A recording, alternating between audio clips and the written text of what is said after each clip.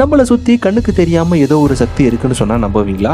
அதுவும் நம்ம குடும்பத்துல இருக்கிறவங்கள தலைமுறையா ஒரு மர்மமான சக்தி ஒண்ணு வேட்டையாடிட்டு இருக்குன்னு தெரிஞ்சா எப்படி இருக்கும்? நினைச்சாலே உடம்பெல்லாம் நடுங்குது இல்ல? அப்படிப்பட்ட ஒரு மிரட்டலான உங்களோட தூக்கத்தை கெடுக்க போற ஒரு சைக்காலஜிக்கல் ஹாரர் படம் தான் 2019 ரிலீஸ் ஆகி உலகம் தரம் வாய்ந்த ஹாரர் ரசிகர்களை மிரள வச்ச சேட்டர் அப்படின்ற படம். குடும்பத்தை துரத்துற ஒரு மர்மமான குரல், காட்டுல ஒளிஞ்சிருக்கிற பயங்கரம், அழிய போற ஒரு வம்சம். இதுதான் அந்த படத்தோட ஒன்லைனர் சீக்வன்ஸ். ஹீரோ தான் குடும்பத்தை அழிக்க துடிக்கிற அந்த அமானுஷ சக்தி கிட்ட இருந்து தப்பிச்சானா இல்ல அவனுக்கு அந்த மர்ம குரலுக்கும் அடிமையானானா? அந்த காட்டுக்கு நடுவில் நடக்க போற அந்த கொடூரமான ட்விஸ்ட் அண்ட் டர்ன்ஸ்கள் என்னென்ன தெரிஞ்சுக்கலாமா? வாங்க அப்படியே கதைக்குள்ள போலாம். படத்தோட ஆரம்பத்துல ஒரு வயசான பாட்டி சேட்டர் அப்படின்ற ஒரு மர்மமான சக்தியை பத்தி ரொம்பவும் பெருமையா ஆச்சரியமா பேசிட்டு இருக்காங்க. அவங்க சொல்றபடி பார்த்தா இந்த காட்டுக்குள்ள இருக்கிற எல்லா தீய சக்திகள்ல இருந்தும் ஆபத்துகள்ல இருந்து இவங்களை காப்பாத்துறது என்னமோ அந்த சேட்டர் தானாமா. தென் கதை அப்படியே கட் ஆகி அந்த பாட்டியோட பேரனான நம்ம ஹீரோவை காட்டுறாங்க. இவன் அவனோட மொத்த குடும்பத்தோட தான் அந்த காட்டு பகுதியில் வாழ்ந்துட்டு இருக்கான். ஆனா நம்ம ஆளு ரொம்பவே கம்மியா பேசுற ஒரு டைப். மத்த எல்லாரையும் விட்டு தள்ளி காட்டுக்குள்ள தனியா ஒரு சின்ன கேபின்ல தான் அனாதையா வாழ்ந்துட்டு இருக்கான். ஆக்சுவலா இவங்க முழுசா தனியாலாம் இல்ல, அவனுக்கு துணையா அவனோட விசுவாசமான நாய் ஒண்ணு கூடவே இருக்கு.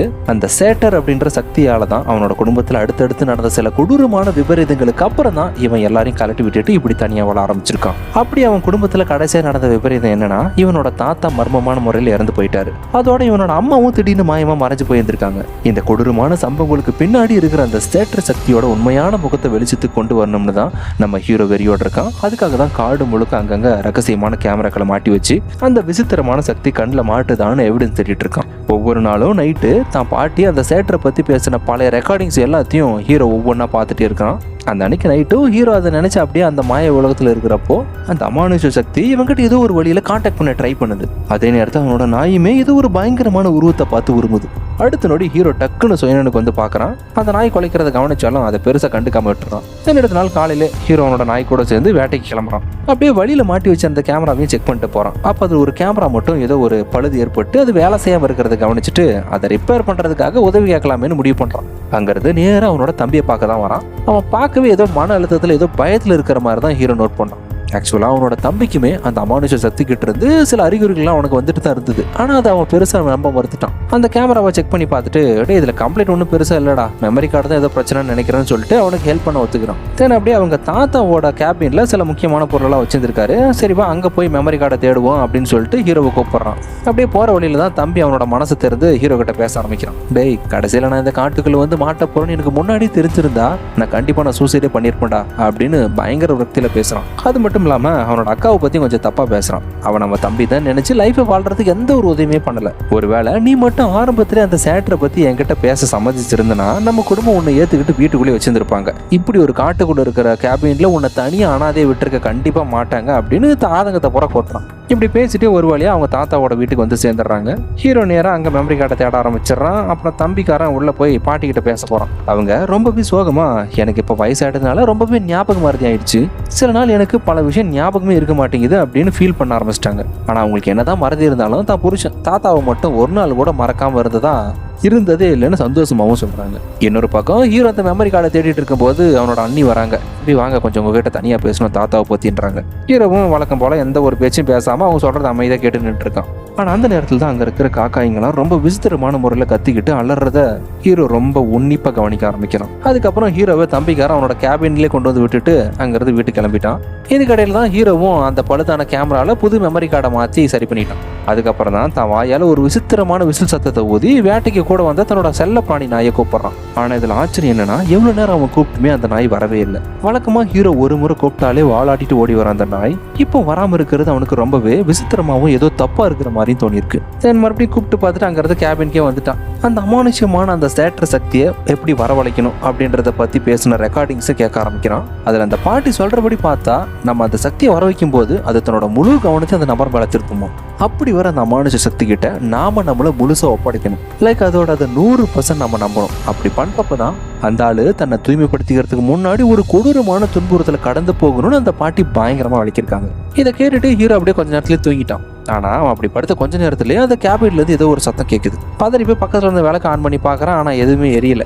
வேற வழி இல்லாம அவன் கையில வச்சிருந்த அந்த டார்ச் லைட்டை தான் யூஸ் பண்ணிட்டு போறான். சத்தம் வேற அதிகமா கேட்க ஆரம்பிச்சதும் எந்த திசையை நோக்கி வருதுன்றதை காட்டி டார்ச் லைட் அடிக்கிறான். அப்ப திடீர்னு அந்த இருட்டுக்குள்ள இருந்து ஒரு கொடூரமான குலைக்கிற சத்தம். ஹீரோ அந்த சத்தத்தை கேட்டு லைட்டா பயந்தாலும் தைரியத்தை மட்டும் விட்டுறாம என்னதான் அதுன்னு எக்ஸாக்டா தெரிஞ்சுக்கிறதுக்காக இன்னும் அப்படியே முன்னேறி போறான். அதுக்கப்புறம் தான் தெரியுது, உத்து பார்த்தா அது வேற எதுவும் இல்ல, காலையில இருந்து வழி மாறி காணாம போன அவனோட பெட் ஆகுது. பட் அதோட பிஹேவியரை பாக்குறதுக்கே ரொம்ப மிரண்டு போய் பயத்துல நடுங்கி போய் எப்படியாச்சும் அந்த கேபினை விட்டு வெளியே ஓடணும்னு வெறித்தனமா அந்த கதவை கீறிட்டு இருந்திருக்கு. இதை பார்த்துட்டு ஹீரோ போய் மெதுவா அந்த கதவை திறந்த அடுத்த செகண்டே அந்த நாய் நிக்காம நேரம் அந்த அடர்ந்த காட்டு பகுதிக்குள்ள வெறியோட ஓட ஆரம்பிச்சிருச்சு. அதை தடுத்து நிறுத்துறதுக்காக ஹீரோவும் அது பின்னாடி அந்த இருட்டுல ஓட ஆரம்பிக்கிறான் காட்டுக்குள்ள. அப்போ ஒரு விசித்திரமான வெளிச்சம் ஒண்ணு தெரியறத கவனிக்கிறான். அதை பார்த்த அடுத்த நொடி ஹீரோ ஒரு விதமா மதிமயங்கி ஒரு மாய உலகத்துக்குள்ள போயிடுறான். லைக் லாஸ்ட் டைம் அவனுக்கு எப்படி வந்துச்சோ அதே மாதிரி. அதுல அவன் ஒரு பயங்கரமான இருட்டா இருக்கிற இடத்துல நிக்கிறான். அவனுக்கு முன்னாடி ஒரு பிரம்மாண்டமான தீப்பிழம்பு கொழுந்து விட்டு எரிச்சிட்டு இருக்கிற மாதிரி தெரியுது. கட் பண்ணா அடுத்த நாள் காலையில விடிஞ்சதும் ஹீரோ அந்த மாய கனவுல இருந்து மெதுவா கண்முழிச்சு பாக்குறான். விடிஞ்சதும் விடியாதுமா காட்டுக்குள்ள ஓடி போனா அவனோட நாயை தேடி கண்டுபிடிக்கணும்னு மறுபடியும் காட்டுக்குள்ள கிளம்புறான்.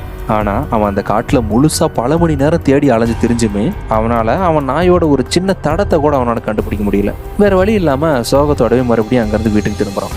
அன்னைக்கு நைட்டு அவன் புதுசா மாட்டின அந்த மெமரி கார்டுல செக் பண்ணி பாக்குறான். அந்த ஃபுட்டேஜ்லயும் அவனுக்கு எந்த ஒரு விசித்திரமான உருவமும் அவனுக்கு மாட்டல. கட் பண்ணா விடிச்சதும் வழக்கம் போல ஹீரோ அவனோட வீட்டு வேலையை செஞ்சுட்டு இருக்கான்.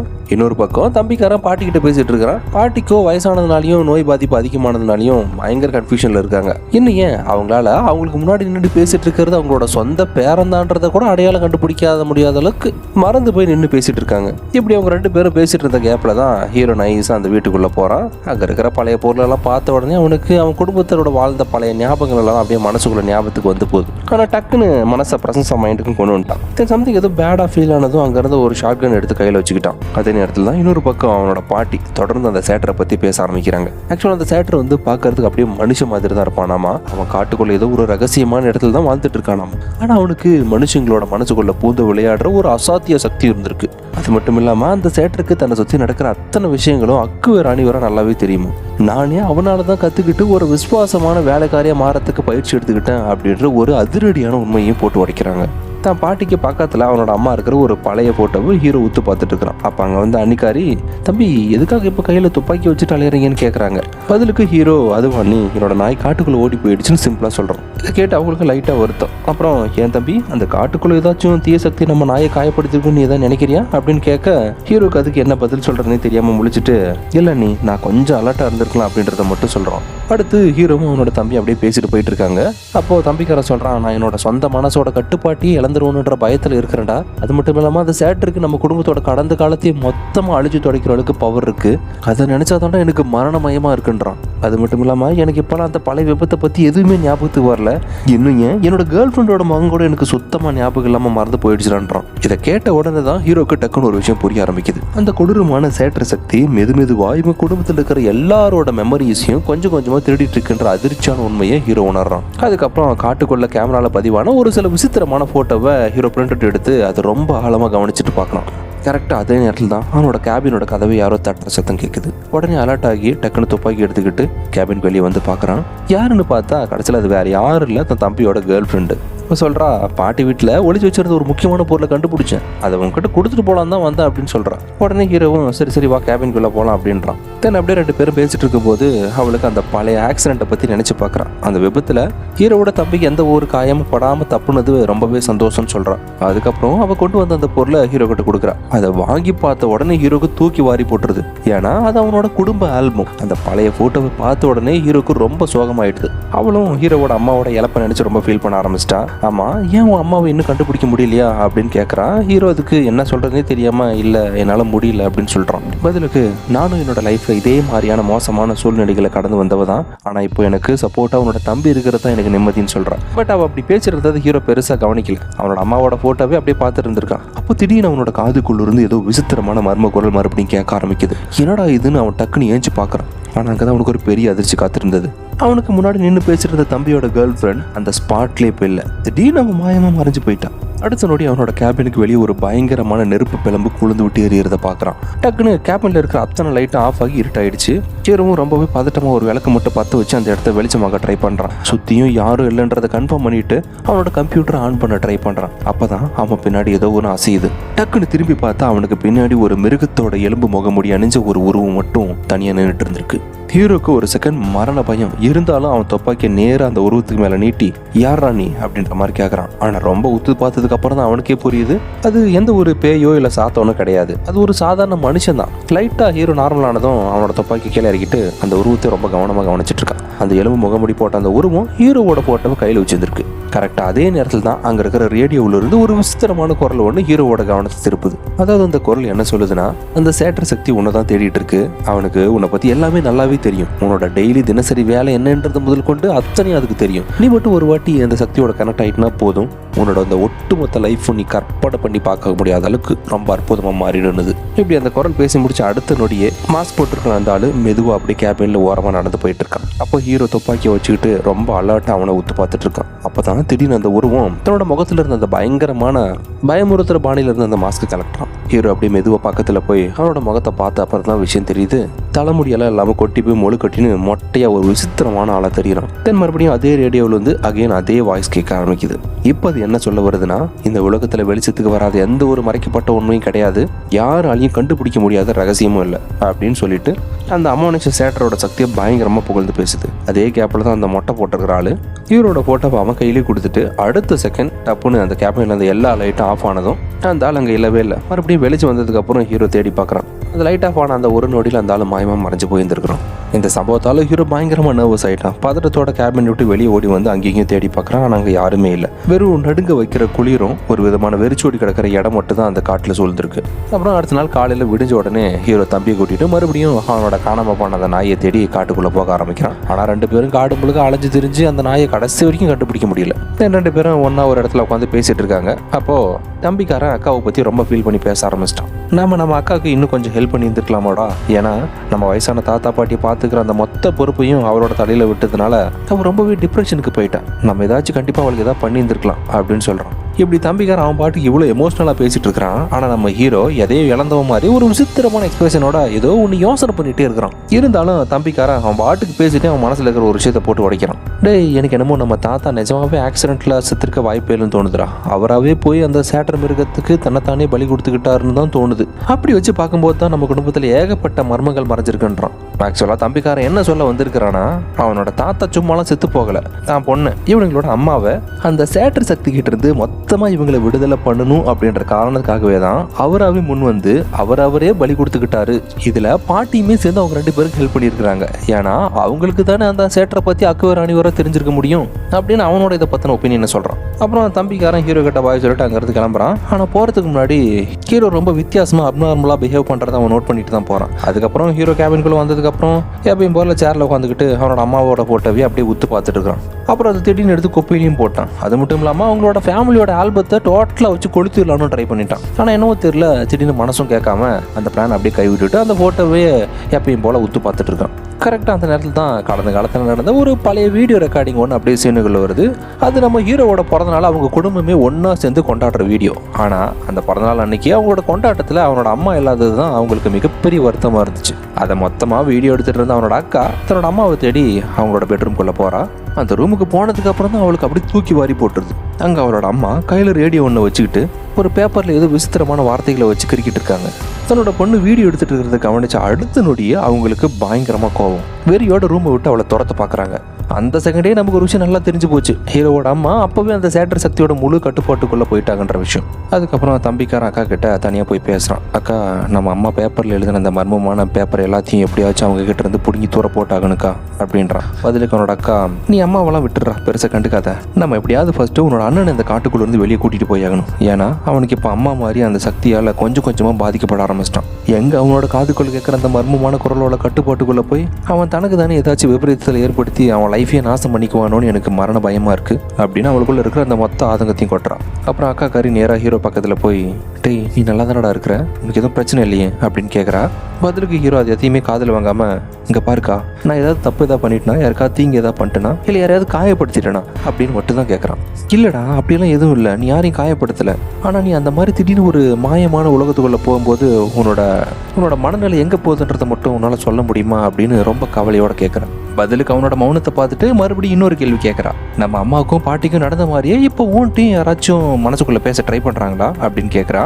பதிலுக்கு ஹீரோ கொஞ்சம் கூட யோசிக்காமல் ஆமாக்கான்னு ஒத்துக்கிறான். அப்படின்னா அது அந்த சேட்டர் தானா அப்படின்னு அந்த பேரை வாயால சொன்ன அடுத்த செகண்டே ஹீரோ அப்படியே உறைஞ்சு போய் மௌனம் ஆயிட்டான். அதோட அந்த பழைய வீடியோ ரெக்கார்டிங்கும் அப்படியே கட் ஆயிடுச்சு.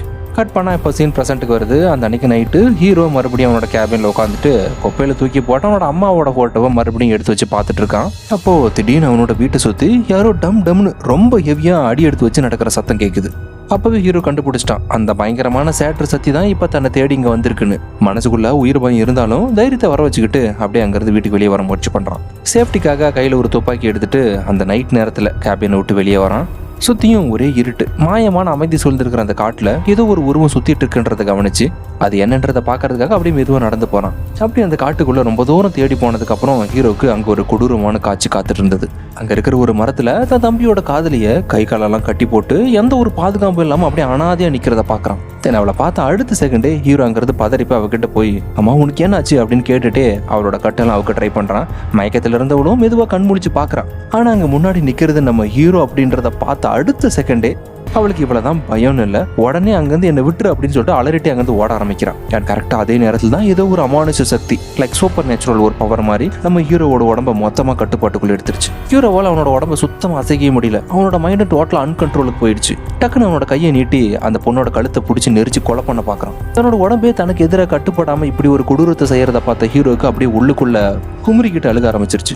ஆனா மரணத்தோட பிடியில இருக்கிற அந்த பொண்ணு எப்படியோ கஷ்டப்பட்டு ஹீரோவோட பிடியில இருந்து விடுபட்டு உயிரை காப்பாத்திக்கிறதுக்காக அந்த இருண்ட காட்டுக்குள்ள வெறித்தனமா ஓடுறான். அப்பதான் அங்க ஒரு மரண திகில் ட்விஸ்ட். காட்டை நோக்கி ஓடுற அந்த பொண்ணை கண்ணுக்கு தெரியாது ஏதோ ஒரு அமானுஷ சக்தி ஒண்ணு அப்படியே கொடூரமா வானத்தை நோக்கி ஆகாயத்துக்குள்ள இழுத்துட்டு போயிடுது. நம்ம ஹீரோ கண்ணுக்கு முன்னாடியே அந்த பொண்ணு அப்படியே இருட்டுல மாயமா மறைஞ்சு போயிடுறான். அடுத்த சில நொடியிலேயே அந்த காடு முழுசா கேட்கறதுக்கு ரத்தத்தை உரைய வைக்கிற மாதிரி பயங்கரமான ஒருமல் சத்தமா கேட்க ஆரம்பிக்குது. அந்த இருண்ட காட்டு பகுதிக்கு நடுவில் ஏதோ ஒரு கொடூரமான மிருகம் ஒண்ணு தன்னை உத்து பார்த்துட்டு இருக்கிறத ஹீரோ கரெக்டா உணர்ந்துறான். அவ்வளவுதான், ஹீரோக்கு பயத்துல உசுரே போன மாதிரி திரும்பி கூட பார்க்கலையே அந்த இடத்த விட்டு வெறித்தனமா ஓட ஆரம்பிக்கிறான். அப்படி அவன் அலறி அடிச்சுட்டு ஓடுற வழியில தான் காட்டுக்கு நடுவுல ஒரு வயசான பாட்டி ஒருத்தர் நிக்கிறத பாக்குறான். அவங்களும் எந்த ஒரு அசைவும் இல்லாம அப்படியே நின்ன மாதிரி நின்னுட்டு இவனையும் நோட்டம் பண்ணிட்டு இருந்திருக்காங்க.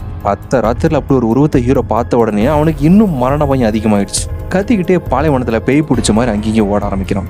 அடுத்த நாள் காலையில விடியது. ஹீரோ அவனோட கேபின்ல இருந்து தான் முடிக்கிறான். ஆனா இப்போ அவனோட மைண்டு முழுக்க ஒரே ஒரு விஷயம் தான், அந்த சேட்டரை பத்தின அக்ரெசிவான எண்ணங்கள் மட்டும்தான் அவனுக்கு ஓடிட்டு இருக்கு. அவனோட அம்மாவும் பாட்டியும் எப்படி அந்த இருட்டு பாதையில போய் பைத்தியம் பிடிச்ச மாதிரி ஆனாங்களோ சேம் அதே மாதிரிதான் இவனுக்கு இப்ப நடந்துட்டு இருக்கு. காட்டுல மாட்டி வச்சிருந்த கேமராவில் பதிவான புது போட்டோக்களை பல மணி நேரமா உட்காந்து ஜூம் பண்ணி அனலைஸ் பண்ணி பாக்குறான். அப்ப அதுல அங்கிருந்து ஒரு மரத்துக்கு நடுவில் ஏதோ விசித்திரமான நிழல் உருவம் தெரியறத கவனிக்கிறான். போதுடா சாமி, இனிமே இந்த மர்மமான அமானுஷ சக்தி கிட்ட இருந்து கைதியா வாழ்ந்துட்டு இருக்க என்னால முடியாதுடான்னு பெருமூச்சு விட்டு மறுபடியும் அப்படியே விரக்தியில உட்காந்துட்டான். அந்த அன்னைக்கு நைட்டு அவனோட கேபின்ல நிறைய மெழுகுவத்தி ஏற்றி வச்சிருக்கான். எனக்கு ஏதோ பெரிய விபரீதம் நடக்க போகுதுன்றத மட்டும் அவனோட உள்ளுணர்வு நல்லா அவனுக்கு சொல்லுது. அதனாலேயே மனசளவுல அவனை தயார்படுத்திக்கிட்டான்.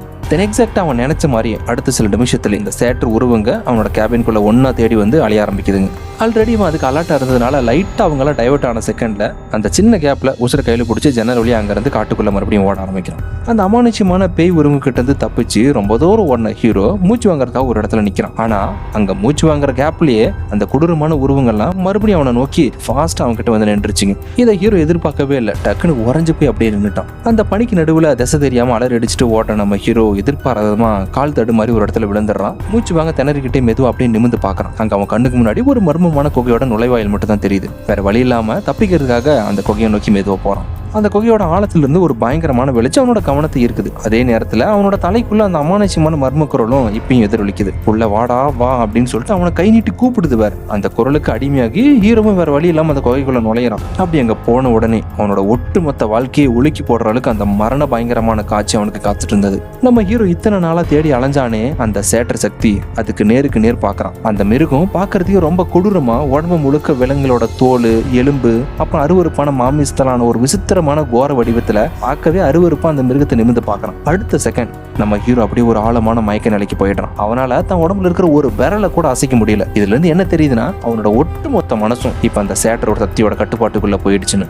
நீங்க கட் பண்ணா ஹீரோவோட தம்பிக்காரன் அந்த பணியில வேட்டைக்காக ஏதாச்சும் மிருகம் கிடைக்குமான்னு சொல்லிட்டு தனியா தேடி போய் பார்த்துட்டு இருக்கிறான். ஒரு பக்கம் வீட்லயும் அக்காக்காரி பாட்டியை ரொம்ப கவனமா பார்த்துட்டு இருக்கிறா. இந்த கேப்ல தான் அந்த வீடு முழுக்க செதறி கிடந்த அம்மாவோட சில பழைய போட்டோக்கள் எல்லாம் எடுத்து ஒவ்வொன்றா தேடி பார்த்துட்டு இருக்கும்போது பாட்டி வழக்கம் போல் அப்படியே படிக்கல உட்காந்துக்கிட்டே அந்த சேட்டரை பற்றி மறுபடியும் புலம்ப ஆரம்பிக்கிறாங்க.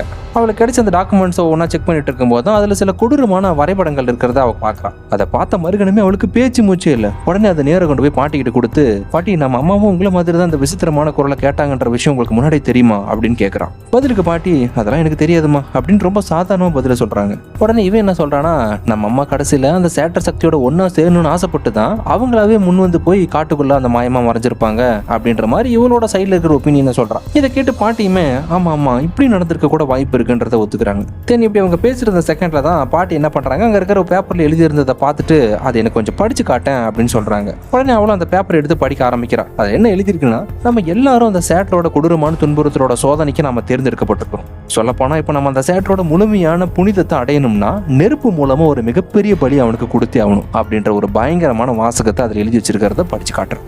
இதை படிச்ச உடனே அந்த பொண்ணுக்கே சில டவுட் வர ஆரம்பிச்சிருச்சு.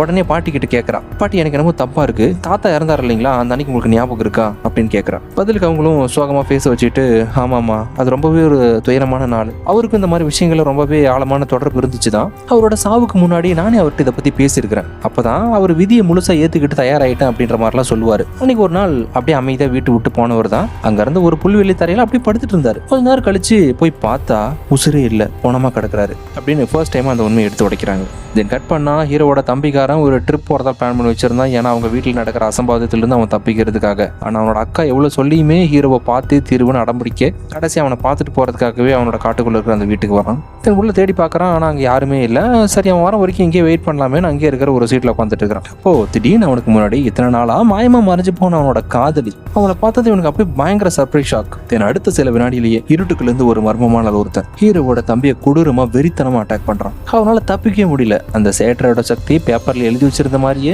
அதே இடத்துல துடிக்க துடிக்க உயிரோட நெருப்புல வச்சு கொளுத்திருச்சு. அந்த படு பயங்கரமான நெருப்பு வெளிச்சத்துல அந்த கொலையாளியோட முகமும் தெரியுது. அங்கதான் நீங்க யாரும் எதிர்பார்க்காத ஒரு அன்எக்ஸ்பெக்டட் ட்விஸ்ட். அவனை ஈவு இறக்கமே இல்லாம உயிரோட கொளுத்தின அந்த சைக்கோ கொலைகாரன் வேற யாரும் இல்ல, அவனோட சொந்த அண்ணன் ஹீரோவே தான். அந்த சேட்டரோட அமானுஷ சக்தி ஹீரோவை மைண்ட் அப்படியே லாக் பண்ணி அதோட கண்ட்ரோல் எடுத்துக்கிட்டு கடைசியில் அவனோட கையாலேயே அவனோட தம்பியை கொள்ள வச்சிருச்சு. கட் பண்ணா இன்னொரு பக்கம் இது தெரியாம அந்த அக்காக்காரி தம்பி சேஃபா போயிருப்பான்னு ரொம்ப கவலையோட இருக்கா. பாட்டி வர என்னைக்கு இல்லாத மாதிரி இந்த அன்னைக்கு ரொம்ப அட்வார்மலாக பிஹேவ் பண்ண ஆரம்பிச்சிட்டாங்க. கரெக்டாக அதே நேரத்தில் வீட்டுக்குள்ள ஸ்ட்ரேஞ்சர் யாரும் நுழைஞ்ச மாதிரியும் அவளுக்கு உணர்றான். திடீர்னு பாட்டுக்கு அவங்க பாட்டுக்கு எந்திரிச்சு படிக்க விட்டு வெளியே போகிறாங்க. அதை பார்த்ததும் இவனை பெருசாக கண்டுக்கல. சரி வயசானவங்க தூங்குறதுக்கு வேற எங்கேயோ போவாங்க அப்படின்னு நினச்சிட்டு அப்படியே விட்டுறான். ஆனால் கொஞ்ச நேரம் கழிச்சு பாட்டி என்ன ஆனாங்கன்னு தேடி போய் பார்க்குறா. அங்கே பார்த்தா அந்த இடத்த விட்டு மொத்தமாக பாட்டி மாயமாக மறைஞ்சு போயிருந்துருக்குறாங்க. ஐயோ பாட்டி என்ன ஆச்சோன்னு பதறி போய் அவங்கள தேடி காட்டுக்குள்ளே ஓட ஆரம்பிக்கிறான். அப்படி அவள் கிளம்பின மறுகணமே அவளுக்கு முன்னாடி நம்ம ஹீரோ வந்து ஷாக் கொடுக்குறான். ஆனால் இப்போ இருக்கிற ஹீரோ பழைய ஹீரோவே கிடையாது. அவனோட முகமே எந்த ஒரு அடையாளமும் தெரியாமல் மொத்தமாக மாறி போயிருக்கு. அவளையே உத்து பார்த்துட்டு இருந்ததை பார்த்துட்டு அக்காக்காரி கரெக்டாக கண்டுபிடிச்சிட்டான். ரைட்டு அவ்வளோதான், இனி நமக்கு ஏதோ மிகப்பெரிய விபரீதம் நடக்க போகுதுன்னு தெரிஞ்ச உடனே பயத்தில் கதறி அழுக ஆரம்பிச்சிட்டான். ஆனால் இப்போ இந்த பேட் லக் அவள் அப்படி அழுது முடிக்கிறதுக்குள்ளேயே ஹீரோ அங்கே மேலே பாஞ்சு அவள் அக்கா கூட பார்க்காம கழுத்து நெரிச்சு கொடூரமாக தலையில் தூக்கி வீசுறான். கரெக்டாக அதே நேரத்தில் தான் ஏற்கனவே ஆகாயத்தில் மறைஞ்சு போன ஹீரோ தம்பியோட காதலி அங்கே பேய் மாதிரி வந்து நிற்கிறா. ஆனால் இங்கே என்ன நடக்குதுன்னு அக்காக்காரி புரிஞ்சுக்கிறதுக்குள்ளேயே அந்த சேட்டர் சக்தியோட முழு கட்டுப்பாட்டில் இருக்கிற நம்ம ஹீரோ கொஞ்சமும் ஈவு இறக்கம் இல்லாமல் தான் சொந்த அக்காவையே பெட்ரோல் ஊற்றி கொளுத்தி தீய வச்சு அவளை உயிரோட கொளுத்தி எரிச்சிட்டான். தான் தம்பியை கொஞ்சம் கூட ஈவு இறக்கம் பார்க்காம எப்படி கொளுத்தினானோ சேம் அதே மாதிரி அக்காவையும் கொண்டுட்டான். ஆரம்பத்தில் சொன்ன மாதிரியே தன்னோட ஒட்டுமொத்த குடும்பத்தையும் அந்த நெருப்புக்கு இரையாக்கிற நம்ம ஹீரோ அந்த சேட்டர் என்ற சாத்தானுக்கு சுத்திகரிப்பு பண்ணி அவனோட அந்த மிஷனை சக்ஸஸ்ஃபுல்லாக முடிச்சிட்டான். அப்புறம் அங்கேருந்து மெதுவாக நடந்து போய் வீட்டுக்குள்ள ஒரு சேர்ல உட்காரான். அங்கே அவனுக்கு பக்கத்துலேயே அவனோட பாட்டியும் அவன் குடும்பத்தையும் மொத்தம் நாசமான அந்த கொடூரமான அந்த சேட்டர் சாத்தானும் மிருகமும் ஒன்னா சேர்ந்து உட்காந்து ஒரு திகில் காட்சியை காட்டுற மாதிரி காட்டி கதையை முடிக்க இதோட படம் முடிஞ்சது. எப்படி இருந்துச்சுன்னு மறக்காம லைக் பண்ணி ஷேர் பண்ணி கமெண்ட் பண்ணுங்க. இது ஒரு சைக்காலஜிக்கல் ஹாரர் த்ரில்லர் படம்ன்றதுனால சில பேருக்கு இந்த படம் பார்க்க ரொம்ப டிஸ்டர்பிங்காக இருக்கலாம். பட் நம்ம சேனல் இப்போ தானே வீடியோ போட ஆரம்பிச்சிருக்கிறோம். இனிமேல் வேறு ஜானரில் உங்களுக்கு பிடிச்ச மாதிரியான வீடியோக்கள் வரும். ஸோ எல்லா சப்ஸ்கிரைபரையும் வியூவர்ஸுமே பூர்த்தி செய்கிற மாதிரி வீடியோக்கள் வரப்படும். அண்ட் பை தி வே கண்டினியூஸாக வரும். கடைசி வரைக்கும் பார்த்தவங்க இந்த வீடியோக்கு மறக்காமல் ஒரு லைக் பண்ணிவிட்டு நான் பேசுனதுக்கு கமெண்ட் பண்ணிடுங்க. Until then, bye bye. Don't forget to subscribe channel Tamil Critic. See you guys.